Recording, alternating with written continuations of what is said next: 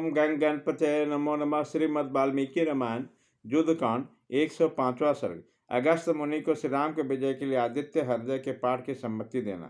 उधर से रामचंद्र जी युद्ध से थक कर चिंता करते हुए रणभूमि में खड़े हो गए। इतने में रावण भी युद्ध के लिए उनके सामने उपस्थित हो गया। यह देखकर भगवान अगस्त मुनि जो देवताओं से युद्ध करने के लिए आए थे, श्री राम के पास बोले, सबके हृदय में रमन करने वाले महाभाव राम, यह सनातन गोपनीय स्तोत्र सुनो। बस इसके जप से इस युद्ध में अपने समस्त शत्रुओं पर हृदय पा जाओगे। इस गोपनीय स्तोत्र का नाम है आदित्य हृदय। यह परम पवित्र और संपूर्ण शत्रुओं का नाश करने वाला है। इसके जप से सदा विजय की प्राप्ति होती है। यह नित्य अक्षय और परम कल्याणमय स्तोत्र है।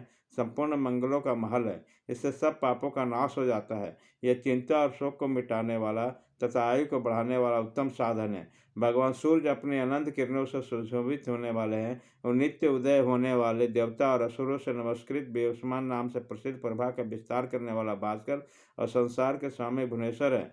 तुम इनका रश्मि मते नमः, समुद्रते नमः, देवासुर नमः, संस्कृताय नमः, विवसते नमः, भास्कराय नमः, भास्कराय नमः, इन नाम मंत्रों के द्वारा पूजन करो। संपूर्ण देवता इन्हीं के स्वरूप है। ये तेज की राशि तथा अपने किरणों से जगत की सत्ता एवं स्फूर्ति प्रदान करने वाले हैं। यही अपनी रश्मियों का प्रसार करके देवता तथा सुरों सहित संपूर्ण लोकों का पालन करते हैं। यही ब्रह्मा विष्णु शिव स्कंद प्रजापति इंद्र कुबेर काल यम चंद्रमा वरुण पितर बसु साध अश्विनी कुमार मरुद्रन मनु वायु अग्नि पूजा अग्नि प्रजा प्राण ऋतुओं के नाम करने वाले इनके प्रभा के पूज्य।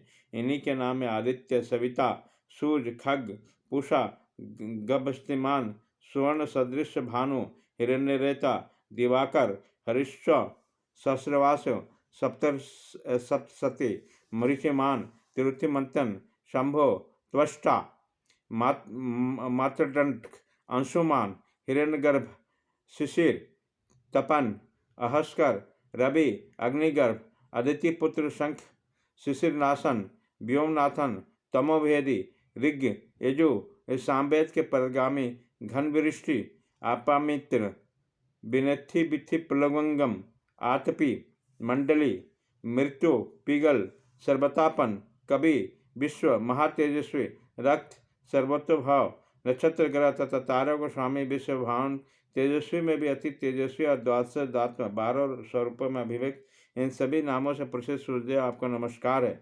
पूर्वगिरी विद्याचल तथा पश्चिम गिरी अस्ताचल के रूप में आपको नमस्कार है।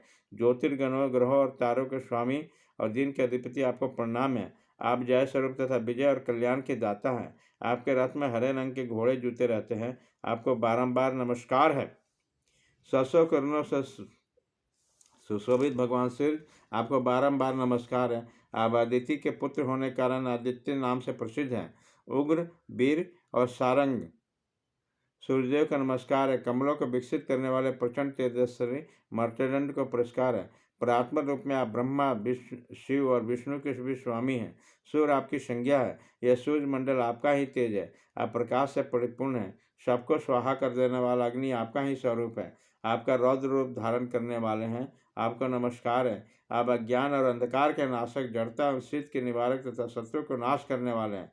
आपका स्वरूप अप्रमेय है। आप कृत्यघ्नों का नाश करने वाले संपूर्ण ज्योतियों के स्वामी तथा देव स्वरूप आपको नमस्कार है। आपकी प्रभा तपाए हुए स्वर्ण के समान है। आप हरि और विश्वकर्मा हैं। तम के नाशक प्रकाश स्वरूप और जगत के साक्षी है। आपको नमस्कार है। रघुनंदन, यह भगवान सूर्य संपूर्ण भूतों का संहार सृष्टि और पालन करते हैं।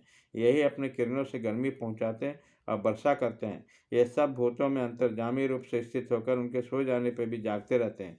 यही अग्निहोत्री तथा अग्निहोत्री पुरुषों को मिलने वाला फल है। यज्ञ में भाग ग्रहण करने वाला देवता यज्ञ और यज्ञ का फल भी यही है। संपूर्ण लोकों में जितनी क्रियाएं होती है उन सबका फल देने में पूर्ण समर्थ है।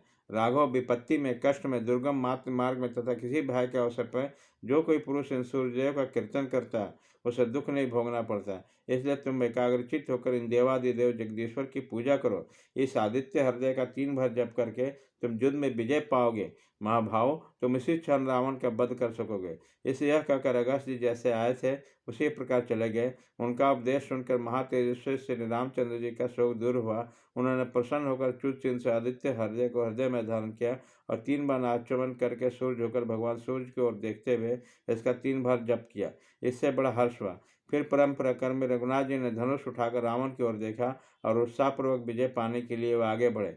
उन्होंने पूरा प्रयत्न करके रावण का वध का निश्चय किया। उसी समय देवताओं के मध्य में खड़े हुए भगवान सूर्य ने प्रसन्न होकर श्री रामचंद्र जी की ओर देखा और निशाचराज रावण के विनाश का निकट जानकर हर्षपूर्वक कहा, रघुनंदन अब जल्दी करो। इस प्रकार श्री वाल्मीकि निर्मित आसमान युद्ध कांड में 105वां सर्ग पूरा हुआ।